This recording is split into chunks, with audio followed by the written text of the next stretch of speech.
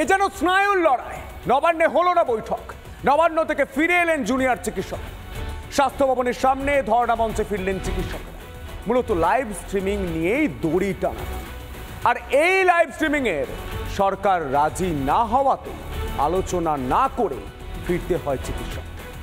এখন কি পরিস্থিতি, ধর্ণা মঞ্চের এখন কি পরিস্থিতি, সরাসরি জানার চেষ্টা করবো। আমাদের সঙ্গে রয়েছেন আমাদের প্রতিনিধি ভাস্কর। ভাস্কর, এই মুহূর্তে কি ছবি উঠে আসছে ভাস্কর?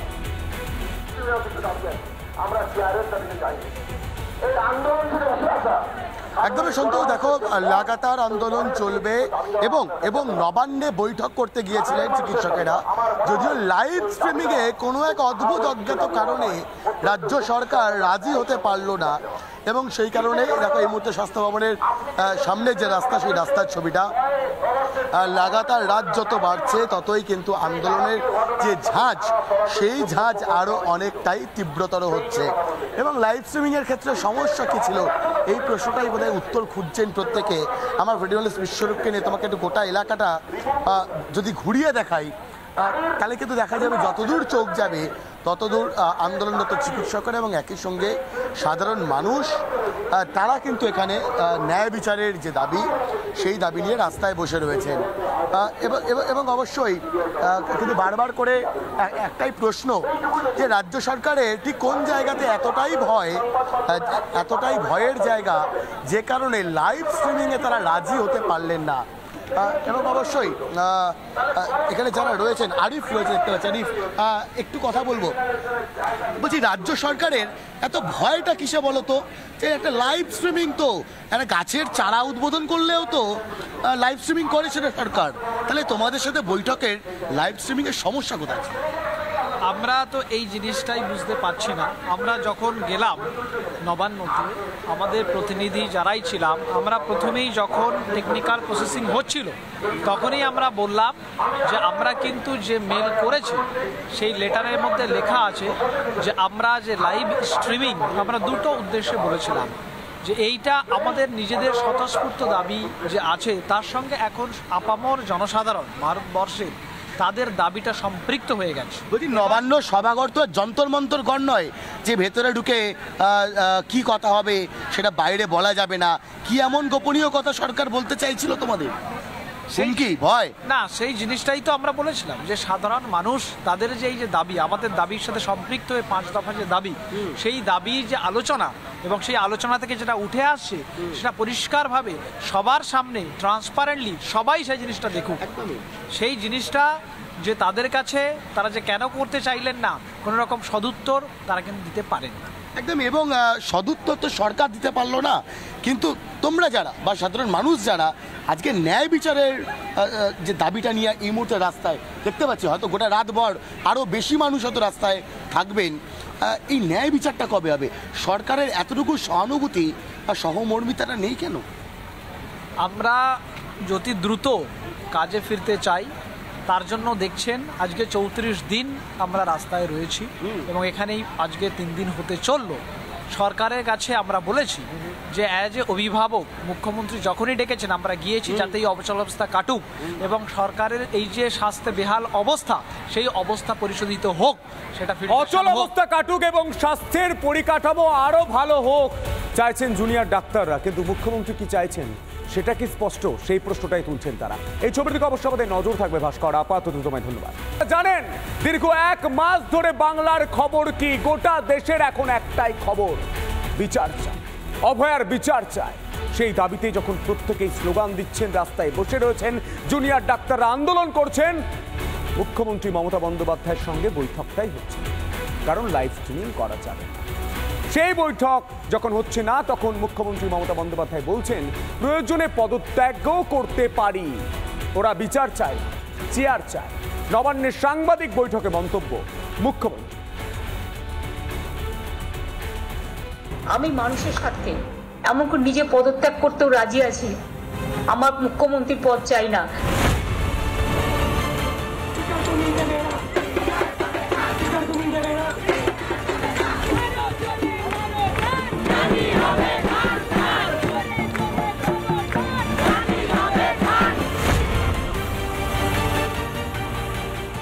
বিদ্রোহের দাবানল ছড়িয়ে পড়েছে। স্বাস্থ্য ভবন থেকে নবান্নের দুয়ারে প্রতিবাদের গর্জন। জুনিয়র ডাক্তার ও রাজ্য প্রশাসনের টানাপোড়েন যখন তুঙ্গে, ঠিক তখনই সাংবাদিক বৈঠকে পদত্যাগে রাজি হওয়ার ঘোষণা মুখ্যমন্ত্রীর। ওরা বিচার চায় না, ওরা চায় চেয়ার। আমি মানুষের স্বার্থে এমনকি নিজে পদত্যাগ করতেও রাজি আছি। আমার মুখ্যমন্ত্রীর পদ চাই না, কিন্তু আমি চাই মানুষ বিচার পাক আর সাধারণ মানুষ চিকিৎসা পাক। বিচারের দাবিতে দিনরাত এক করে ময়দানে জুনিয়র ডাক্তাররা। বিচার তো দুরস্ত, উল্টে তথ্য প্রমাণ লোপাটের অভিযোগ উঠেছে মমতার প্রশাসনের বিরুদ্ধে। এই আবহে মুখ্যমন্ত্রীর এই মন্তব্যে পাল্টা ধেয়ে এসেছে জুনিয়র ডাক্তারদের থেকেও।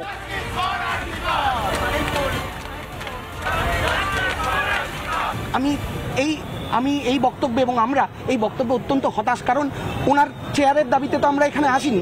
আমরা এখানে সুস্পষ্টভাবে নিজেদের 5টা দফা দাবি নিয়ে এসেছিলাম, আমাদের বোনের বিচারের জন্য এসেছিলাম, কোনো রাজনৈতিক উদ্দেশ্য নিয়ে আসিনি।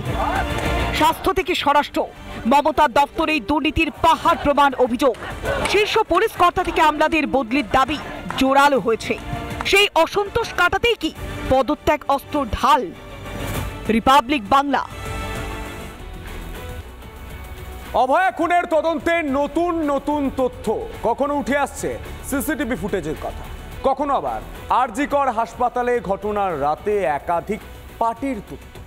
তবে এবার তদন্তকারীদের নজর অভয়ার গালে কামড়ের দাগ। অভয়ার গালে কামড়ের দাগ কার তা জানতেই সঞ্জয় রায়ের দাঁতের ফরেনসিক পরীক্ষা করতে চায় কেন্দ্রীয় তদন্তকারী সংস্থা। দেখুন,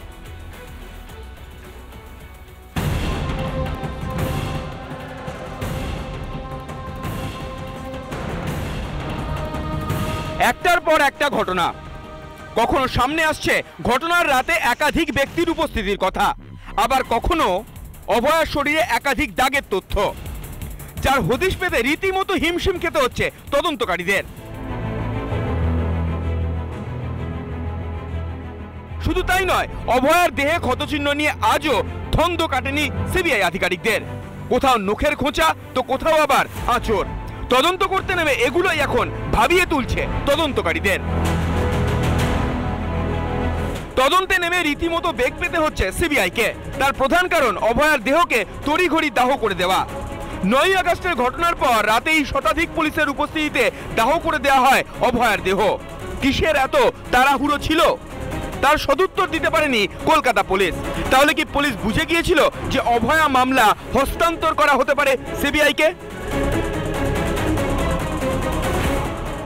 মা বাবারা চেয়েছিল যে দেহটাকে প্রিজার্ভ করেও রাখা যেতে পারে, এটা ওনাদের বক্তব্য, এবং ওনাদের এই ইচ্ছা থাকা সত্ত্বেও পুলিশ এবং লোকাল কাউন্সিলর প্রেশার দিয়ে বডিটাকে তড়িঘড়ি করে পুড়িয়ে দেয়।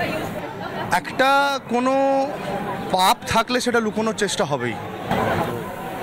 এবার সেই পাপ লুকোনোর জন্য কি করেছে এবং সেই পাপের ভাগিদার কারা কারা সেটা দেখতে হবে, সেটা সময় বলবে। যেহেতু দেহের দ্বিতীয় ময়নাতদন্ত করা সম্ভব হয়নি, তাই তদন্তের সমস্যা তৈরি হচ্ছে বলে মনে করা হচ্ছে। এখন একমাত্র উপায় হলো দেহের ছবি। আগেই সিবিআইকে হস্তান্তর করেছে কলকাতা পুলিশ। পুলিশ সেভাবে না জানলেও যেভাবে হোক তদন্ত সিবিআই না হলেও যে ধরনের জনরোষ তৈরি হচ্ছে, যে ধরনের আন্দোলন হচ্ছে, সেখানে পুলিশ সিবিআইয়ের কাছে যাক আর না যাক, তার থেকে এটুকুন জানে যে ডেফিনেটলি যাকে সামনে খাড়া করা হয়েছে শুধু সেই কালপিট নয়, হয়তো সে আদৌ কালপিট নয়, এরকমও বেরোতে পারে। হয়তো একজনকে তার তড়িঘড়ি তাই জন্যে সব জায়গা থেকে চাওয়া হচ্ছিল তাকে এক্ষুনি ফাঁসি দিয়ে দাও, এক্ষুনি মেরে দেওয়া হোক, তাহলে তো আর কথা এগোতো না। এখন হাতে পাওয়া তথ্যের উপর ভর করেই তদন্ত এগিয়ে নিয়ে যেতে হচ্ছে সিবিআইকে। দফায় দফায় জেরা চলছে ধৃত সঞ্জয় রায়কে। অন্যদিকে দুর্নীতির অভিযোগে আরজিকরের প্রাক্তন অধ্যক্ষকেও গ্রেপ্তার করেছে সিবিআই। এখন মূলত চলছে সূত্রকে মেলানোর কাজ। দুর্নীতির সঙ্গে কি যোগ রয়েছে অভয়াকাণ্ডের? এদিকে সঞ্জয় রায়ের হাত এবং নখের নমুনা সংগ্রহ করেছে সিবিআই। এবার হতে পারে দাঁতের ফরেনসিক পরীক্ষাও। রিপাবলিক বাংলা।